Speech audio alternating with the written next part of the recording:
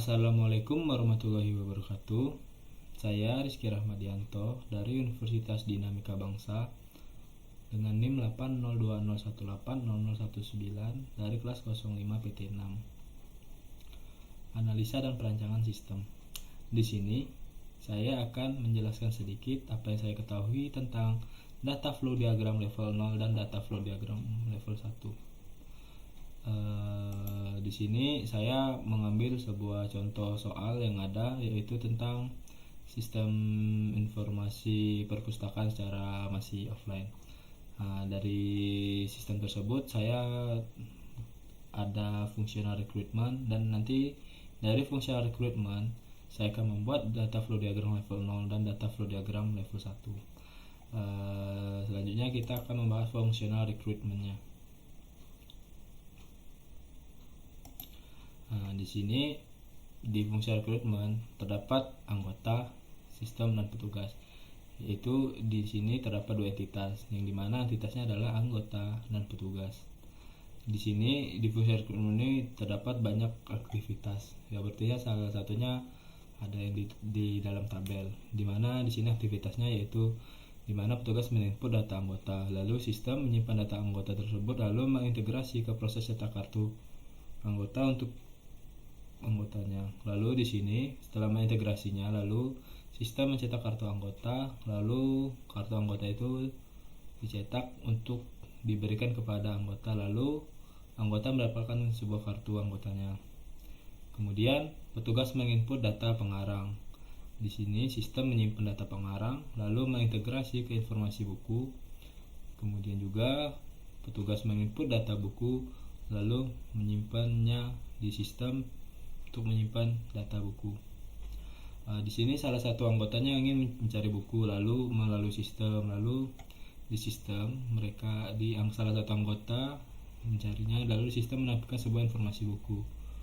Lalu petugas menginput data peminjaman, sistem juga menyimpan data peminjaman, dan yang terakhir petugas menginput data petugas, lalu sistem menyimpan data petugas. Selanjutnya kita akan membahas data flow diagram level 0.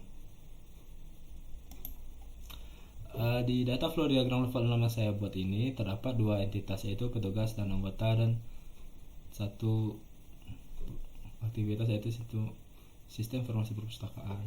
Dan dimana di sini petugas menginput data anggota, lalu menghasilkan sebuah output kartu anggota, yang dimana kartu anggota ini mendapat karena sebuah anggota tadi telah menyimpan data anggota, lalu untuk bisa menghasilkannya mengintegrasi tadi dari sebuah sistem untuk mencetaknya, lalu cetak kartu, lalu anggota bisa mendapatkan sebuah kartu.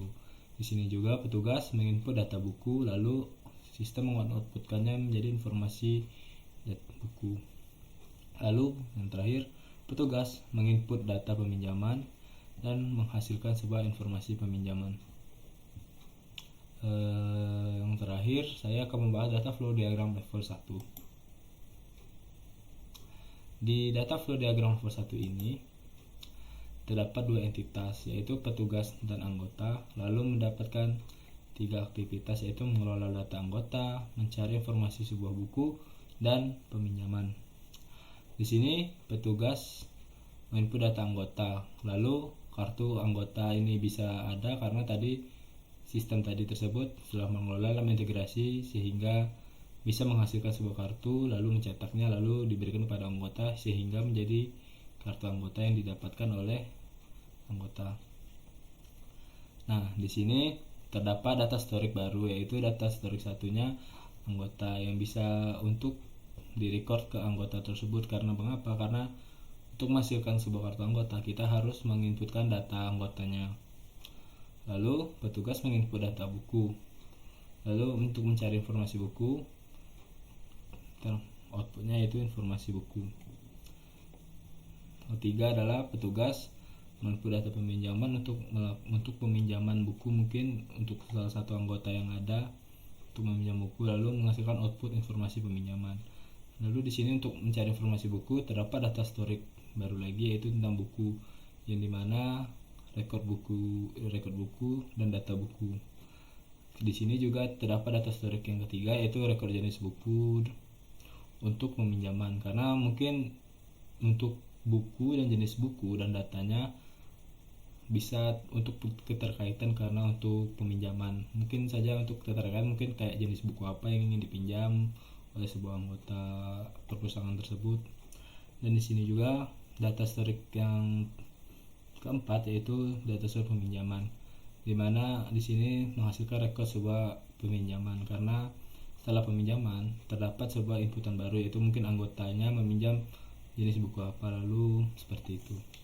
Dan di sini saya simpulkan di data flow diagram level 1 terdapat 3 aktivitas, yaitu mengelola data anggota, mencari informasi sebuah buku, dan peminjaman. Juga masih terdapat 2 entitas, yaitu entitas petugas dan entitas anggota. Juga di sini yang baru terdapat yaitu data historiknya ada 4, yaitu yang menghasilkan sebuah data baru tadi ya. Di sini data historik yang dihasilkan adalah data historik 1 anggota, data historik 2 buku, dan data historik 3 jenis buku, dan yang terakhir data historik 4 yaitu peminjaman. Dan sekian dari saya penjelasan yang saya sangat singkat ini. Mohon maaf apabila ada kesalahan kata. Wabillahi taufiq wal hidayah. Wassalamualaikum warahmatullahi wabarakatuh.